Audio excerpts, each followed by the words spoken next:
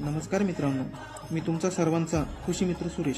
सकाळी देवपूजा करून नमस्कार केला आणि हे आपल्या घरातील चित्तर याला परसाद देऊन टाकला. हे चित्तर म्हणजे आमच्या लहान भावाचं कॅलेंडर आणि हे लय आपीत तरी बरं, याचा नाम नाही करायचा. आज आपल्याला मारायची एंट्री म्हणजे फवारणी.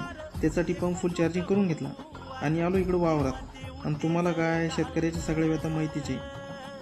कारण आता असं चालू आहे, आपलेच गहू आणि आपल्यालाच घालणं लावले जीव.